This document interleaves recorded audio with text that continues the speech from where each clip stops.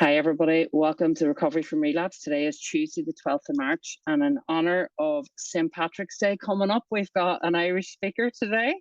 So I'm going to hand it over to Edel P. Edel came into OA in January 2022, and she's from Kildare in Ireland. So Edel, Gurmay Magat, and I'll let you speak. Take it away. Thank you very much, Rita, and thanks to everyone for having me today. And yeah, I've asked my higher power in to work with me, and I just trust that whatever needs to happen will happen today. So I won't go into, I think I have been going to maybe go into my almost my pedigree and what qualifies me as a compulsive overeater. But suffice to say, I am a true compulsive overeater, a real compulsive overeater. And I used to spend time trying to figure out why. Why was this? Why did I eat in this way? Why? And you know what? I've realized that it actually doesn't matter. What all that matters is that I know what I am and what I'm not. And what I am is a real compulsive overeater. No power, no defense against the first bite. What I'm not is a normal eater. So for me, as a compulsive overeater, I have to plug in to a power that's greater than me, that's greater than this disease. And that's how I stay well.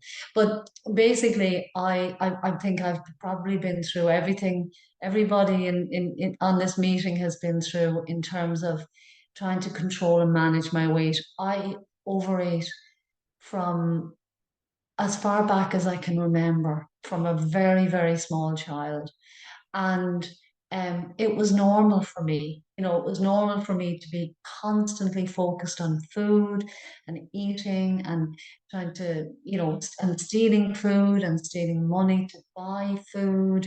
And, as I got older, the desperate attempts, when I turned, say, 12, almost 13, the desperate attempts to control my weight, going on every imaginable diet, spending a fortune over the years on diet books, on exercise equipment, even a few times on gym memberships that I didn't use, anything. And you know what I really wanted, if I had been asked at the time, what I really wanted was like a fairy to appear with a magic wand to say, what do you want most in the world? And what I would have said was, I want to be a size, X, whatever, this my ideal size.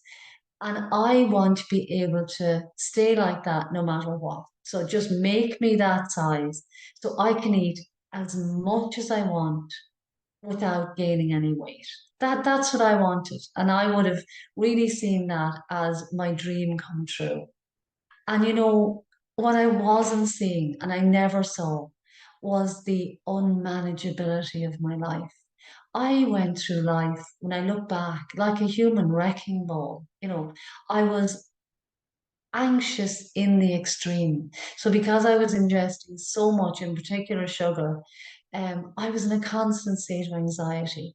I had social anxiety, anxiety in the workplace, anxiety raising my kids, just anxiety, depression, um, really, really miserable. And a lot of the time, not actively making plans to end my life, but just thinking, if I was knocked down by a car or a bus, that would be such a relief. It would have felt like a release to me, not to be here anymore because my eating was outrageous. And so when I came into Overeaters Anonymous in 2022, I really was on my knees. I had given up where food was concerned a long time before that. As in, I didn't even try to diet. So for a few years before that, I hadn't even tried to diet. I was just eating, eating, eating. I was 7 dress sizes bigger than I am now. And I it was just a never-ending cycle of abject misery. It really was. So when I joined away, I was blessed. I got a really, really lovely sponsor. She took me through the steps because I knew, and she explained to me about the twofold nature of the disease, which I hadn't known before. I did not realize that I had an allergy of the body and an obsession of the mind. So despite all the diet books, everything I'd done over the years, this was new, and it was really welcome, a really, really welcome information, because then and to hear, more importantly, the solution. So I was told very clearly that I had to put down the food to deal with the allergy of the body, and that I had to work through the steps to deal with the obsession of the mind. So I did that. I worked with my sponsor, um, and I I was abstinent for about 8 months. And when I look back, at the time, I thought I had this.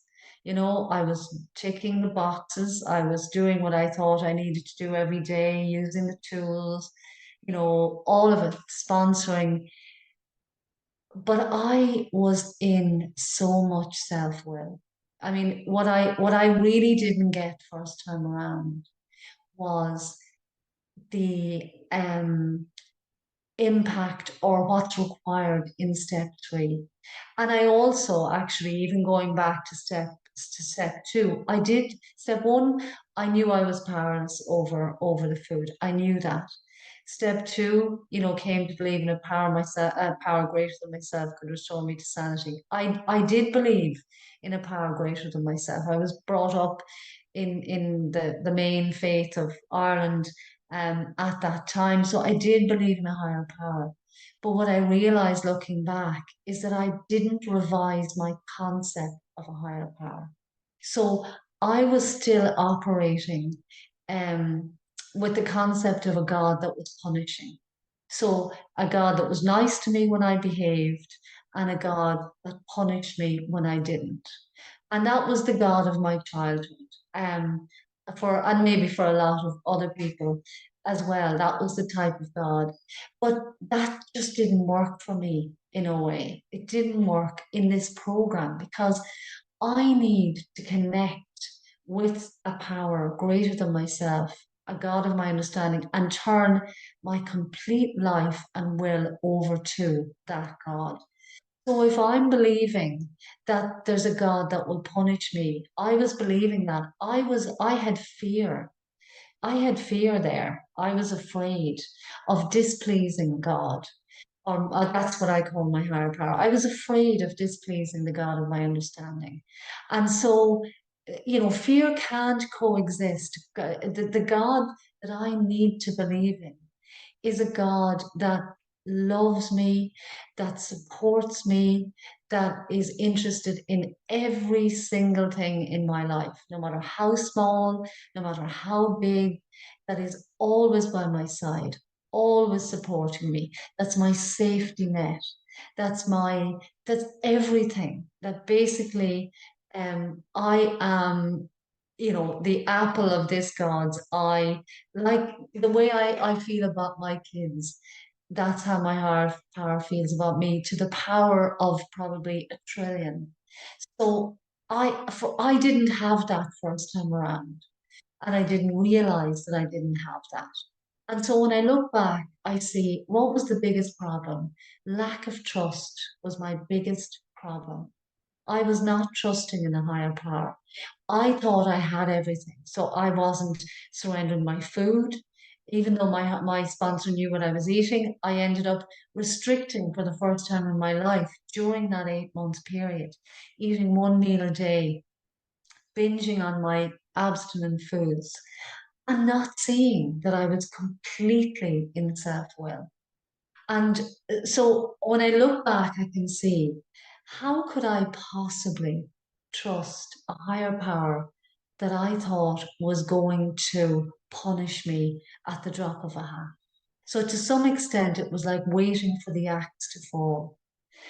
And it's crucial for me, I've learned it's absolutely crucial for me to believe that my higher power has got my back. Whatever that concept might be for anybody, I have to believe that higher power has my back, that I can go to my higher power with everything.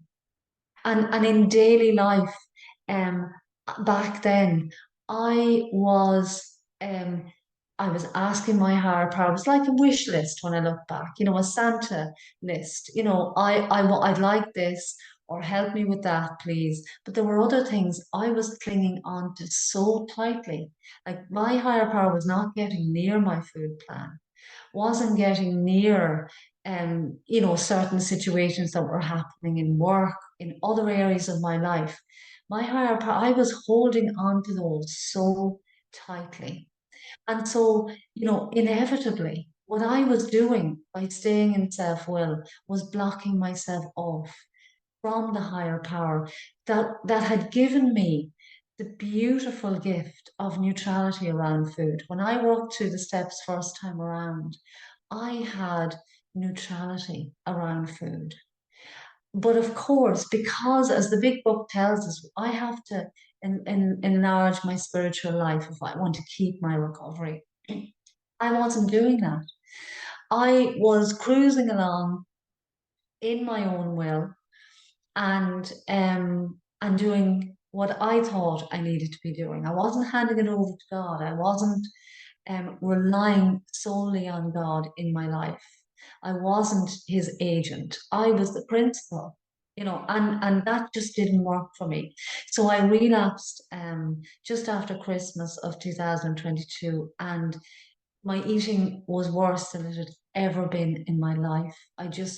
The evidence that was there of the progression of the disease, I was stunned in such a bad way. I couldn't get over it. I was, if one example is how I would go before work to the supermarket and I'd have an empty freezer bag in my handbag and I would buy, a big box of my binge food, open it in the car park, decant the contents into this freezer bag, hide it in my handbag, put the box in the bin at the supermarket, and promise myself that's it. I wasn't going to eat any more than that on that particular day. Inevitably, I could be back again at lunchtime. Or if I wasn't, I was at another shop nearby buying more food. I couldn't stop. It was incredibly frightening. And I didn't know how to stop, so I prayed. I just went down on my knees and I prayed to my higher power, please deliver me from this, because I just wanted to die. I really did. And I was blessed, I was guided. I don't know how that guidance even reached me. I was so deep in the food, but I was guided to go to the LA conference, and um, I did that in January of 23. And it was at that conference. It was amazing.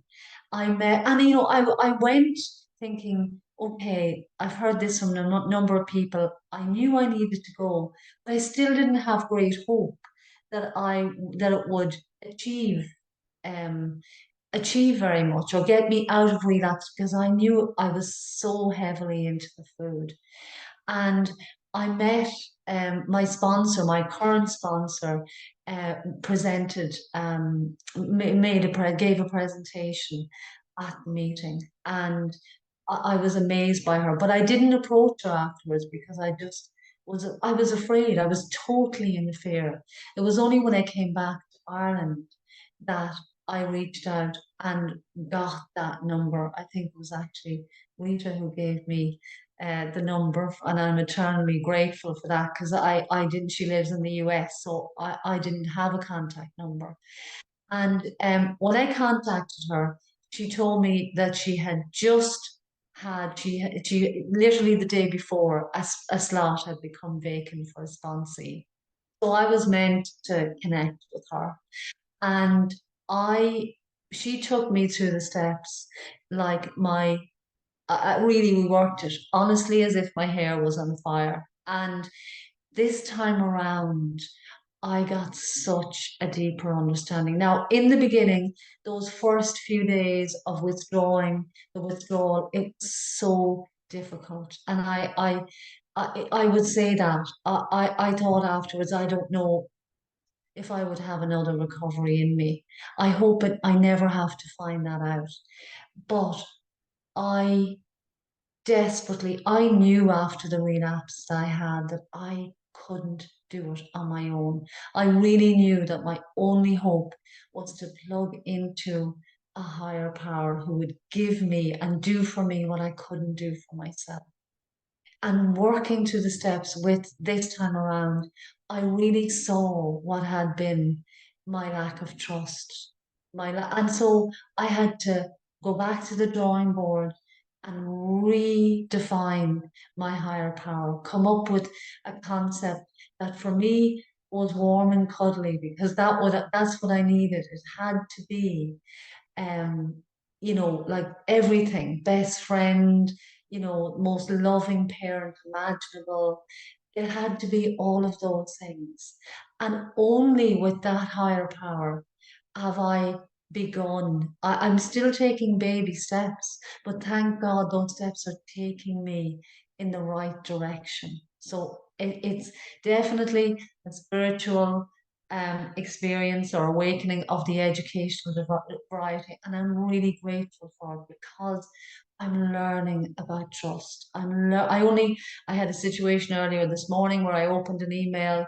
I have a work a case that I'm dealing with on Thursday, and the barrister just said, "Sorry, I can't do Thursday." So I had to try and find somebody else. It really, before I would have been in the food, I would have been, that would have sent me on a spiral of eating for days. This morning, I felt the feelings, I felt the disappointment, the frustration. I did a step 10 on my, feeling angry, all of that. I did everything. And then I said to God, you know what? This is clearly the way you have planned this. I wouldn't have chosen this. This wouldn't have been what I chose. But I don't know what your plan is. I don't know what your plan is for this client of mine. So I trust that this is how it's meant to be. And I'm handing it over to you, and I'll do the very best I can. And that's all I can do. And I didn't have that before. Before relapse, before I came through my relapse and worked the steps again, I didn't have that. I would never have seen that this was part of God's plan. I would have been so focused on how could this be happening? This is terrible. How could you do that? What about the client? I would have just gone into a complete spiral. Now I have the blessing of peace. I have steps that I work every day. I have the absolute gift of neutrality around food. I was at a gathering in a friend's house Saturday evening. From the time we walked in the door, within 5 minutes, the entire evening, there was food being brought out, all kinds of finger food, everything was produced.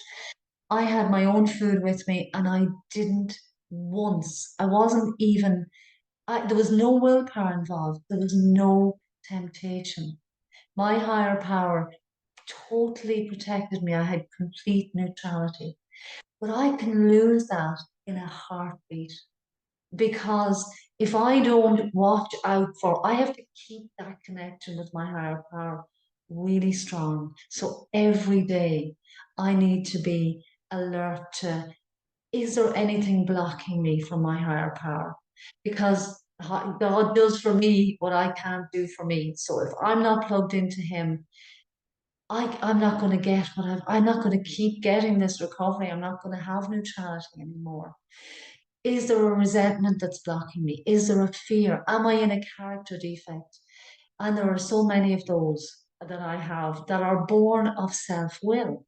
They are born of self-will for in my life, in my experience. So I look at that. Where am I being impatient? Where am I being intolerant? Where am I being perfectionistic?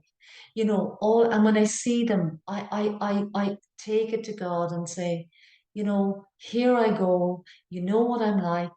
I know you love me anyway, but please, please remove this. I want to be of service to you. I want to be of service to other people. Please take this away. And then I go along and do the very best I can for the rest of the day, and it's only one day at a time. And I know that, because if I were to think that I had to do this for the rest of my days, the perfectionist would say, but you're never going to get it right. You're always going to make mistakes. You're always going to keep going back into self-will and having to, you know, at times I feel like my higher power almost has to unclench my fingers, to take from me what I am so strongly gripping in my arms, in my hands. And that's one of my little prayers. Sometimes I say, unclench my hands, God, and take this.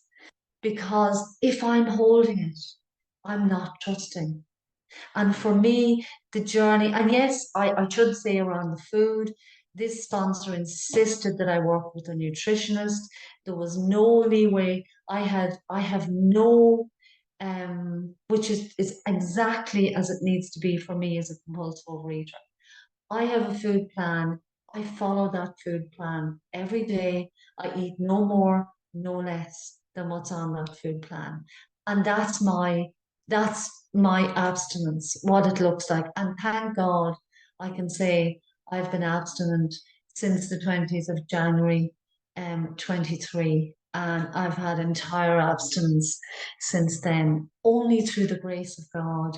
And so I suppose for me, emotional sobriety, I'll never take for granted the gift that is physical recovery and abstinence. I'm so grateful, deeply grateful for that. I'm deeply grateful for the fellowship, for everything in this program has to offer me, for the opportunity to give back in sponsorship. That's hugely important.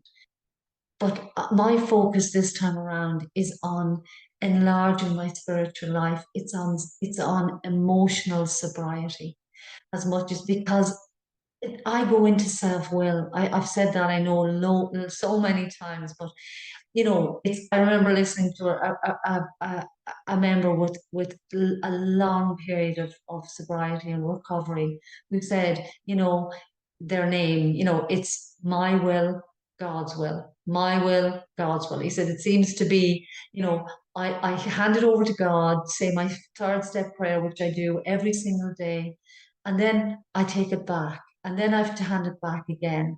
And what I say, one prayer I say every morning is, I say, today, God, I have a choice.